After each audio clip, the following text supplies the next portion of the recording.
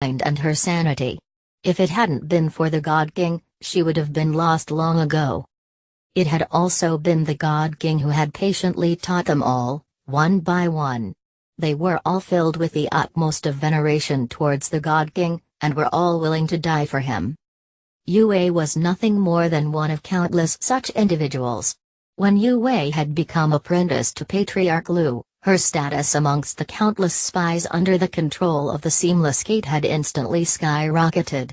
The vast majority of the spies were merely at the Earth Immortal or Loose Immortal level, after all. Less than 1 in 10,000 would be at the Celestial Immortal level, much less have a connection to an important figure like Patriarch Lu.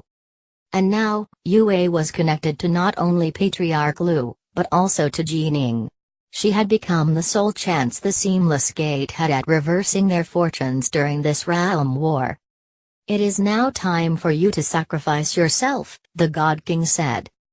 Yue couldn't help but tremble. Then she pressed her forehead to the ground and said respectfully, "Please give me your command, God King." Every single spy was waiting for the moment where they would be used. Things weren't so bad for the likes of Sword Immortal Evergreen. Even after being exposed, he could flee back to the Seamless Gate. Yue, however, was merely a Celestial Immortal. There was no way she could possibly escape at all. And, to the Seamless Gate, even though Yue was a Celestial Immortal, once her status was exposed she would instantly become much less valuable to them. One of the 3 sovereigns of mankind, Shannon, has sent true immortal cloud dust to the 8 Dragons Cloud City. The God King began to narrate things in order. Yue listened attentively. In her heart, Jining and her daughter were who mattered most to her. But the God King was very important to her as well.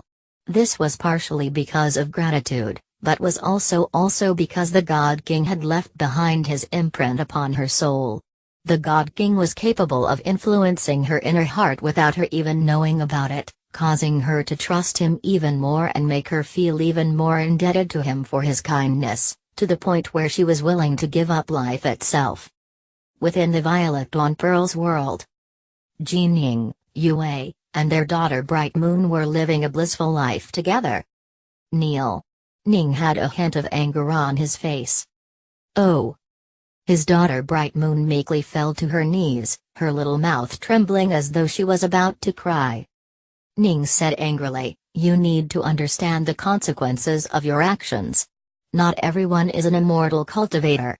Your mother and I, as well as your Uncle Mew and your Grandpa White are very powerful, and we